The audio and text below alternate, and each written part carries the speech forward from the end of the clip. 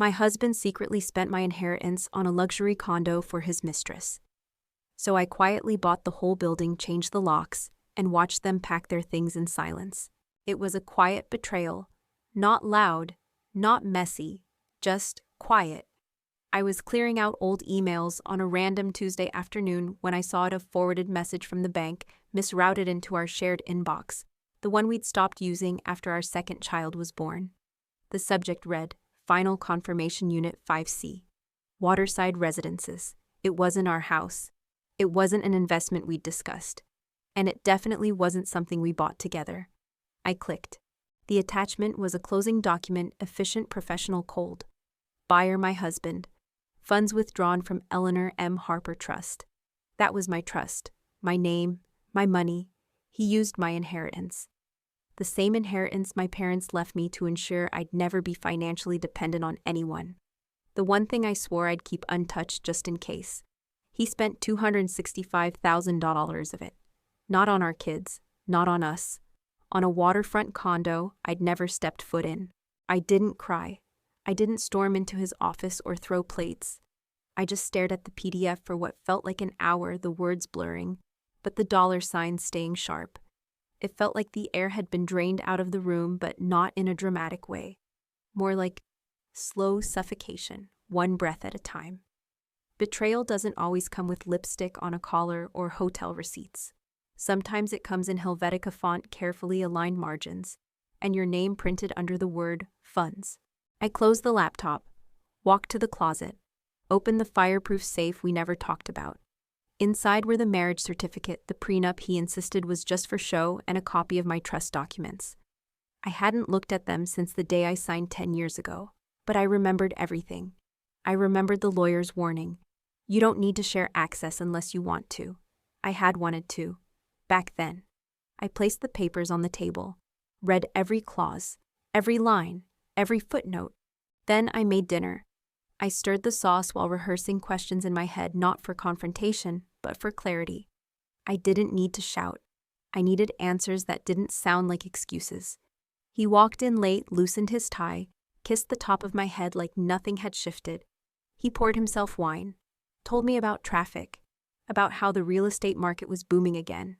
I smiled, nodded, asked about the kids' dentist appointment, our upcoming anniversary. I watched him lie with such ease, and I realized this wasn't the first time. Just the first time I had proof. After dinner, he said he needed to step outside to take a call. I let him, didn't follow, didn't ask. Just wiped the counter slowly, methodically. I was done being surprised. What I needed now was precision. I returned to my laptop, opened a fresh document, started listing every account, password, and asset I could recall. Then I emailed my attorney, the one who handled my parents' estate, and asked to schedule a private meeting. That was it. No breakdown, no ultimatum, just movement. People always assume revenge starts with rage. But for women like me, women who've sacrificed careers, whose names have been quietly removed from decision-making conversations, it starts with documentation and silence. I didn't sleep that night, but I didn't cry either. I lay beside him in bed, listening to him breathe, wondering how long he'd been this careless. Or maybe he thought I wouldn't notice. Maybe he still believed I was the version of me who once let things go for the good of the family. He had no idea. I wasn't that woman anymore. I just hadn't told him yet. People like to ask, were there signs? They expect you to say yes. They want a breadcrumb trail of warnings you ignored, red flags fluttering while you smiled like a fool. But my truth. No, there weren't signs. There was history. There was belief. There was love. When I met him, I was the rising star. I had just finished my MBA and landed a strategy role at a top consulting firm. I was sharp, relentless, and very aware of what I wanted, not just in life, but in a partner. He was charming but grounded, soft-spoken, but when he did speak, it felt intentional. I liked that. I liked not being the one carrying every conversation. He wasn't flashy. He didn't come from money. But he respected ambition, or so I thought. He asked about my work like it mattered. He read the white papers I sent him, even the boring ones. We didn't fall in love fast. We built it piece by piece over shared calendars and weekend errands. That kind of love feels real, feels earned. He proposed 2 years in. Simple, no grand gestures. Just a question at our favorite bookstore where we always split coffee and argued about margins. I said yes because it didn't feel like a fairy tale. It felt like a life. The compromises started small. I took a leave when our first child was born. Just 6 months then, I'd be back. But then his startup had a shaky year and we needed someone stable at home. Then my return to work offer was less than what I deserved. I told myself it was just a pause. 1 year became 2. Then came our second child. And suddenly I was the one who keeps the family running. I didn't mind, not really. I loved being a mother. I was good at it. And I told myself we're a team. My pause allowed his progress. One day we'd switch. I'd build again. He'd support. But we never switched. Instead, I started managing everything behind the scenes: school forms, medical appointments, tax documents, retirement accounts. And he became the face of our life. He made the speeches, shook the hands, thanked his support system, which apparently was me. There's a specific kind of invisibility that creeps into women's lives after marriage. It doesn't hit all at once. It builds, slowly, politely. And by the time you realize it, people are referring to you as just his wife. Still, I believed. I believed when he said he couldn't have built the company without me. I believed when he told people Ellie's the reason this works. I believed because I needed to. Because I had given up so much for this version of us, that to question it felt like setting fire to my own sacrifice. Then came the trust. My parents left me a sizable inheritance, not extravagant, but enough to give me autonomy. They taught me early, never build a life that depends on someone else holding the pen to your future. When I got married, I kept that fund separate as advised. We agreed it was mine, for emergencies, for security. I remember once after a rough year financially, I offered to dip into it. He said no. That's your family's legacy, he told me. We'll figure it out another way.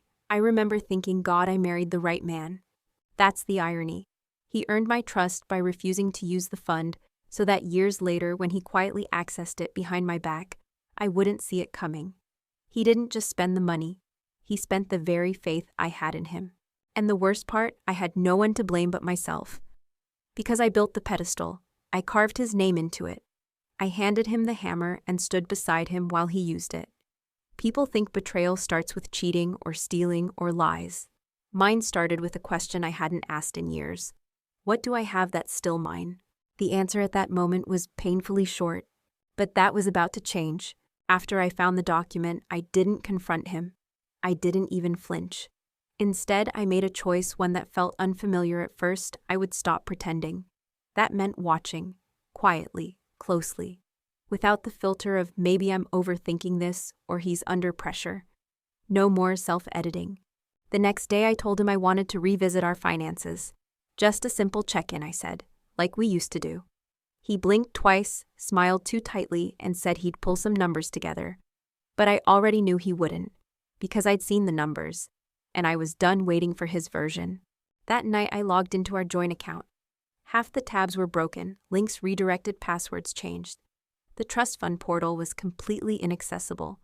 I knew then this wasn't just a mistake. He was actively hiding things. So I made a new folder on my laptop. I labeled it plainly August. It was the month I started taking my name back. I began with printed bank statements, ones I'd quietly requested through a friend at the credit union. She didn't ask why. She just handed them over in a sealed envelope and said, "You didn't get this from me." Inside were the last 18 months of withdrawals, wire transfers, and expense tags. Most were predictable, some were not. There were frequent transfers to an unfamiliar account labeled Harper Ops LLC. I had never heard of it, never signed off on it, but my trust was one of the sources. He had named it after me. Or rather, after what he'd stolen from me. The irony was suffocating. I found myself waking up earlier each morning, not because I was anxious, but because I needed time before anyone else spoke. That first hour of silence became sacred. I'd sip coffee in the dark kitchen, going line by line through each record, like I was solving a puzzle only I cared about. That's when I remembered the box. It was something my father had once given me, a fireproof lockbox meant to hold the essentials. Wills, contracts, paper trails. I hadn't opened it in years. But inside, tucked between old college certificates and birth records, was a single flash drive. I had forgotten all about it. When I plugged it in, it revealed a folder named Trust Fund, a rig. And in that folder, a scanned letter from my father, written a month before his death. If you're reading this, Ellie, you've already had to grow in ways I wish you didn't have to.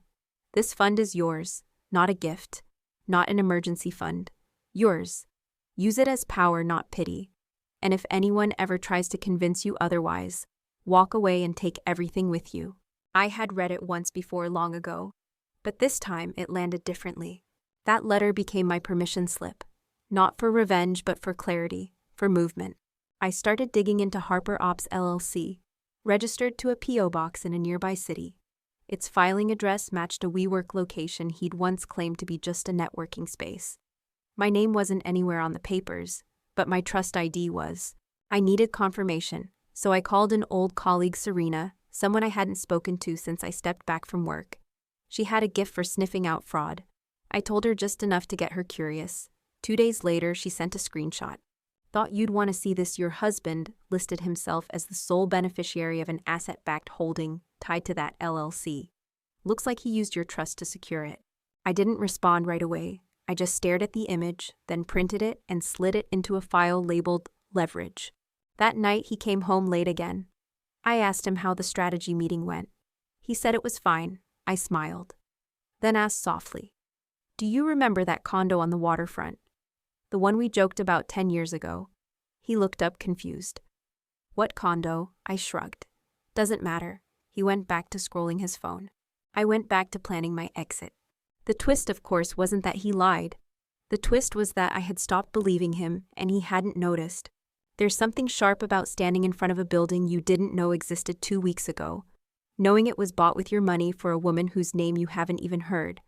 I didn't plan on going there, not at first. But one morning, I woke up before dawn and drove across the city. I told myself I just wanted to see it.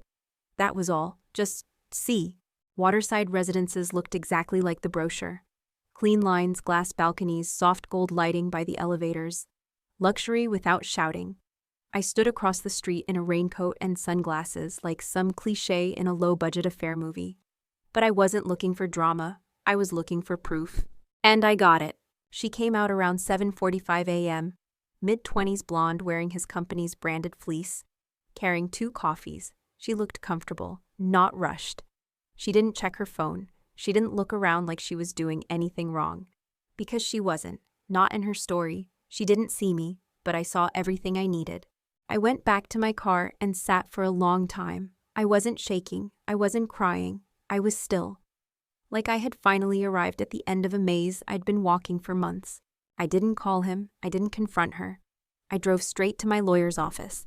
The receptionist looked surprised to see me. It had been years. I asked to speak to Laura, my estate attorney. When she came into the room, I handed her a folder. "I want to freeze the trust," I said calmly. "And I want to initiate separation. Quietly. For now." She didn't ask why. She looked through the documents I'd compiled and said, "You've been preparing this for a while." I nodded. She replied, "Good." We spent the next 2 hours outlining every step. Freezing assets, notifying banks, reversing authorizations, quietly removing his legal access.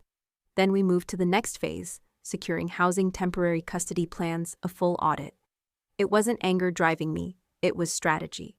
That night I made dinner, again. He came home late, again. He kissed the top of my head like it was habit, not affection. At dinner I asked him how his day went. He talked about meetings. He lied, of course, but I let him. Afterward, while he was in the shower, I logged into our shared drive, not the real one, the decoy one he assumed I still believed in. I deleted a folder labeled Ellie Documents. It contained old tax returns, scanned birth certificates, our wedding photos. I had copies elsewhere. I didn't need him thinking I was still living in nostalgia. Then I left something in return. A single PDF preliminary filing for legal separation. No note, no message, no demand. Just facts. Signed and dated. The next morning I packed a small bag. Not to leave, not yet, but to remind myself that I could. At any moment. He asked why I was up so early. I said I had errands. He didn't push. He never did. He'd gotten used to me being silent, assuming silence meant compliance. That was his biggest mistake. Because silence isn't surrender, it's space. Space to plan, to reclaim, to rebuild. Later that week, I changed my email, then the locks on the safety deposit box. Then I filed a request for a financial audit of our trust distribution over the last 5 years. All without a word. Every day I peeled back a little more of the life we had built, and saw how little of it had actually been mine. And on the Friday after I watched her walk out of my condo, I did the one thing he never saw coming. I took back control of the trust fully legally and without his signature. The email confirming the transfer came through at 3:12 p.m. Subject: primary access restored, Eleanor M. Harper. No fireworks, no courtroom drama, just one line that ended a decade of imbalance. And in that moment, I wasn't his wife. I wasn't the woman who waited, supported, or stayed. I was the woman who knew and acted. You don't realize how many people benefit from your silence until you stop being quiet. The first to notice was his mother. She called after the audit freeze. "Hi, sweetheart, your husband says you've been a little sensitive lately. Is everything okay?" Her voice had that artificial concern, the kind that isn't really asking. I said I was fine. She sighed. "You know how much he works. He's under so much pressure." There it was. The subtle shift. I was no longer the wife who held the house together. I was becoming the problem, the one disrupting the image. Then came the friends. Not my friends, our friends. The couples we'd had over for barbecues, the ones who sent Christmas cards with smiling kids and hashtags like blessed life. They stopped inviting, stopped replying. Apparently word had gotten out that I'd lawyered up, that I was being harsh. None of them asked why. No one wanted the mess behind the curtain. They preferred the version of me that stayed pleasant, nodded politely, and played my role. Even the kids noticed. My oldest, Evan, who'd just turned 10, asked why is Dad sleeping on the couch, I said. "Because sometimes grown-ups need space to think."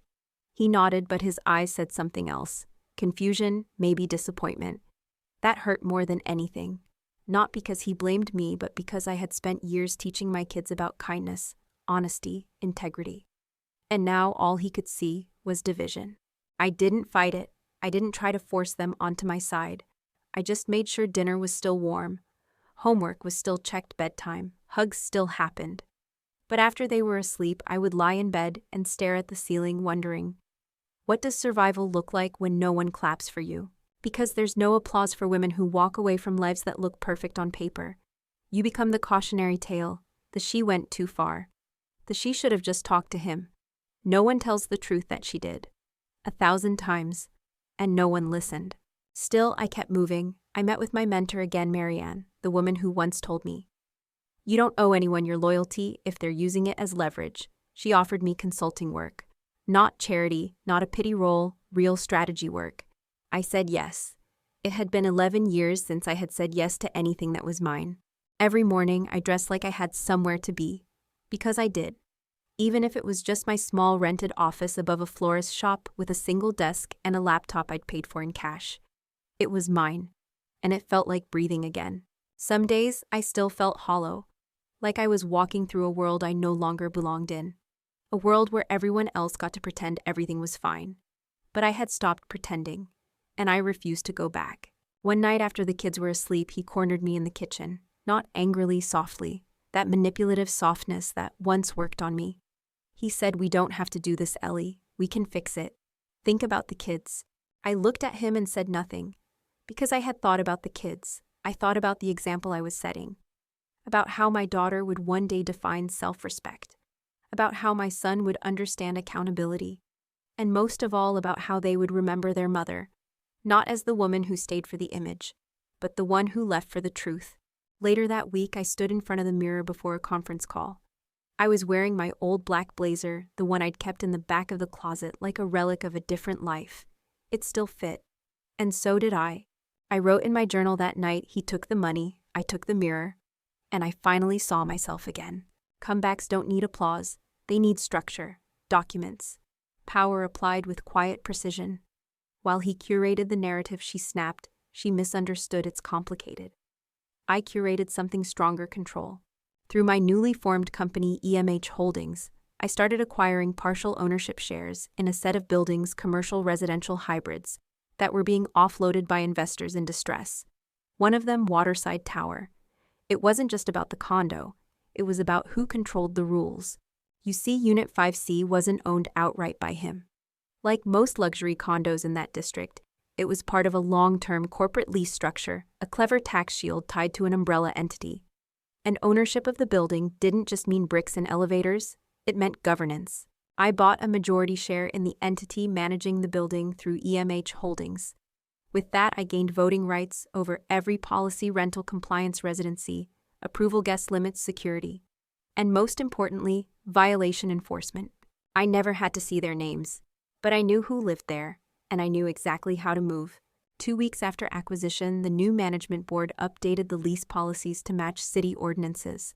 All residents under corporate lease had to file verified financial documentation, register any non-lease occupants, and provide updated identity affidavits. They didn't comply. A notice of non-compliance went out 30 days to rectify. Failure to do so would result in lease forfeiture. It was standard, clean, bureaucratic, and completely enforceable. She was the one who panicked first. I know because someone at the front desk, unaware of who I was, told me the girl in 5C keeps coming down asking if the new owner is a woman. Like she knows something. She didn't, but she guessed. He showed up one evening holding the violation letter like it was a death certificate. You did this, I enforced the policy. You're evicting her, no. The lease is. She just didn't qualify. He looked like he'd been hit. Not because I was cruel, because I was legal. Because he had built his lies on loopholes. And I had bought the system around them. I bought that condo with my own hands, he said. No, I replied. You leased it with my trust. I just bought the right to revoke it. He didn't reply. He left, quietly, for once. A week later, the unit was vacated. I didn't step inside. I had no interest in reclaiming spaces soaked in dishonesty. Instead, I turned it into a rotating executive suite for short-term professionals. Neutral, clean, profitable. I didn't post about it, didn't update my status, didn't call anyone to say I won. Because this wasn't about winning. This was about undoing a theft so skillfully done, it wore the mask of marriage. When the property documents came in stamped with the final transfer, my name wasn't even listed. Only my initials, only the company I created, only the power he never saw coming. And in that moment, I didn't feel vengeful. I felt accurate. Let him tell people I overreacted. Let her believe she was unlucky. Let the world spin their versions. I had the deeds, I had the compliance board, I had the final say. And all of it, every clause, every regulation was built in silence. Success doesn't always look like a spotlight. Sometimes it looks like being asked to sit at the table you were once excluded from. 3 months after the lease violation letter went out, I received an email from a women in finance organization I'd long admired, one I used to volunteer with. Before the marriage consumed my time, they were holding a panel, topic rebuilding after setbacks, ownership, autonomy, and the power of starting over. They wanted me to speak, not because I was a survivor, because I had built something, quietly, efficiently, legally, successfully. I hesitated, not because I wasn't ready, but because part of me still carried the scars of invisibility, of being just the wife, of walking into rooms and not being seen for anything beyond the man I stood beside. But I said yes. That night after the kids were asleep, I sat on the balcony of my rental apartment, the one I chose furnished and paid for without a trace of his involvement, and rewrote my bio for the first time in a decade. Not supportive spouse, not home manager, not former consultant. Just Eleanor M. Harper, founder, EMH Holdings, asset strategist, compliance advisor, advocate for financial autonomy. And I meant every word. The night of the panel, I wore a dark navy pantsuit, not flashy, just sharp, like armor tailored from restraint. The room was full of women in every stage of rebuild, recent divorcees, new founders, retirees, returning to reinvention. I told my story, not all of it, just the parts that mattered, how I gave up too much in the name of partnership, how I stayed silent too long in the name of stability, how I reclaimed my future not with rage, but with receipts. And when I was done, no one clapped immediately. They paused, held their breath, and then the room erupted not in noise, but in knowing. I wasn't famous, but I was seen. Meanwhile, his version of the story began to unravel. The company he'd built on smoke and charm collapsed after an investor pulled out someone I suspect finally checked the books. Word got out about misuse of trust assets. Nothing criminal, perhaps, but certainly not admirable. The people who once praised his hustle now backed away slowly. The ones who mocked my overreaction suddenly had little to say. He reached out once more, not to apologize, he never truly did, but to ask if we could reconsider the divorce, that we could reset. He used words like legacy, family, second chance. I didn't respond. But I did send him a copy of my panel talk, the transcript neatly printed with a sticky note that read, "Thank you for proving I could stand on my own." He didn't reply, and I didn't need him to, because for the first time in years my life was mine again. I no longer moved through rooms as a shadow. I no longer whispered my worth into voids that refused to echo back. I was no longer the woman who lost everything. I was the woman who reclaimed what was never his to take. I didn't ask for recognition, but I got it in the email from a young woman who attended my talk. I was going to give up. Then I heard you speak. I've started again. Thank you. That was the only reply I needed. I didn't throw a party when the divorce finalized. There was no champagne, no trip to Paris, no dramatic haircut. There was just a Tuesday. I woke up, made coffee, packed the kids' lunches, and got them to school. I signed some documents for EMH Holdings, spoke to a client, responded to a nonprofit proposal, and in between those things, I realized there was no weight on my chest anymore. For the first time in years, nothing felt borrowed. Not my time, not my name, not my future. My apartment is modest.